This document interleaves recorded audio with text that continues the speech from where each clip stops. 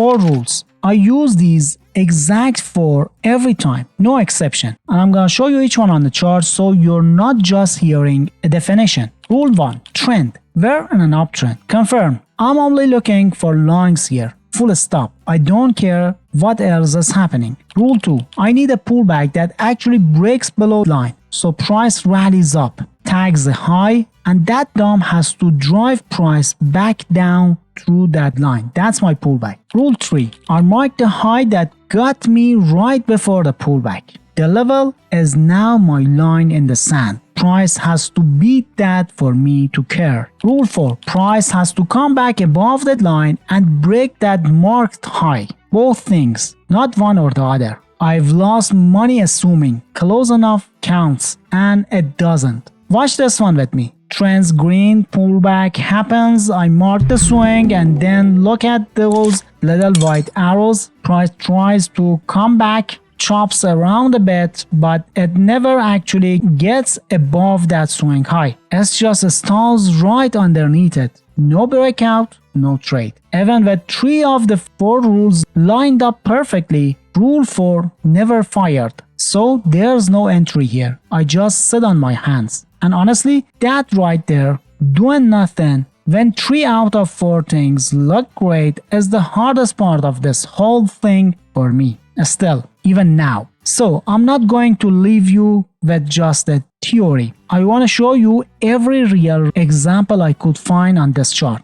The wins, the losses, the ones that hits my stop even though I followed every single rule correctly. You need to see it messy, the way it really happens. Let's go through them. First one, uptrend, pullback, swing mark, and it just stalls out, never breaks, no trade. Happens again a little further down the chart too. Looks great on paper, price just can't clear the level. This right here is the hardest skill in the whole strategy. Sitting still when it looks like it might go. Now here's the one that actually works. Trends green, pullback happens, I mark the swing, and there it is. Price comes back above the trend line and breaks the swing at the exact same time. That's my entry. Same setup plays out again further along the chart. Trend, pullback, breakout, another clean win. Then you get a stretch like this. 1, 2, 3 pullbacks back to back, and none of them break their swing high. No trade,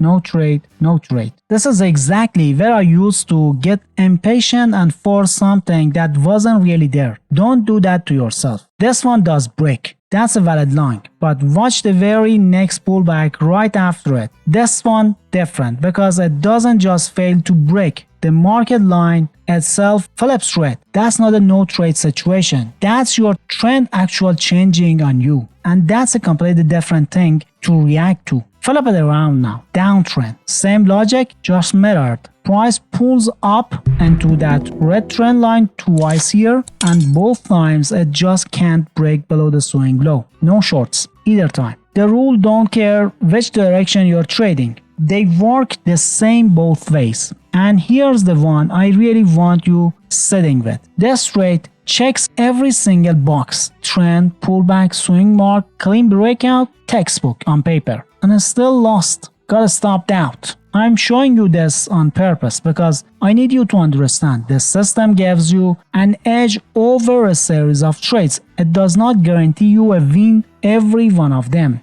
Everybody telling you different is trying to sell you something. Last few here. This one and this one, same story. Pullback forms, never breaks, no trade. And then the last one. This one breaks clean, valid entry, plays out nicely before the bigger downtrend eventually takes back over. So that's the whole thing. First tool I use. I call it market bias.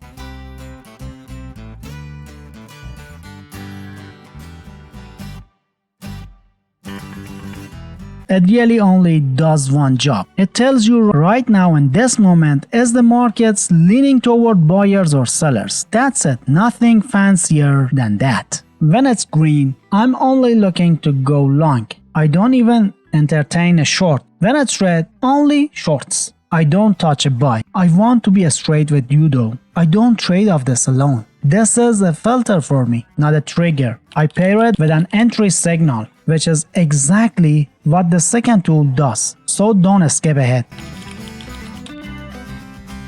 The period is set to 200. That's the length of the moving average building those smoothed candles. So higher number is slower and cleaner, fewer false flips. Lower number, twitcher.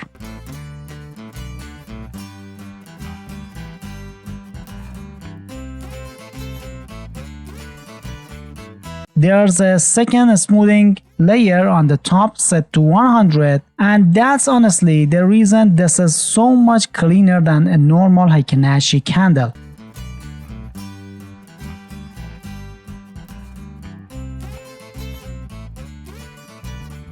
There's an oscillator period at 7 that fine-tune exactly when the color actually flips. And there's a toggle to show the Heikin-Ashi candles themselves if you want to see them, or just keep the trend line. Second tool. This is the one that took my results from okay to actually consistent. And I'm honest with you, I call it Trend Speed Analyzer.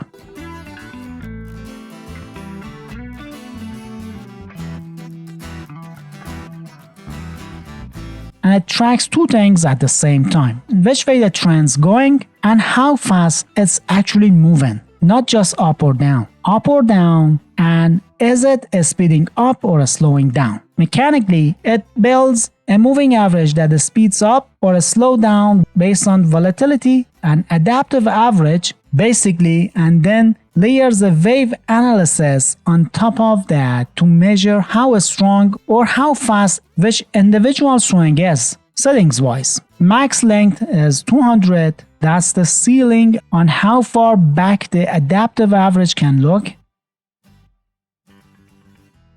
The accelerator multiplier is at 5, that controls how aggressively it speeds up when volatility spikes. Higher number means it reacts faster, slower.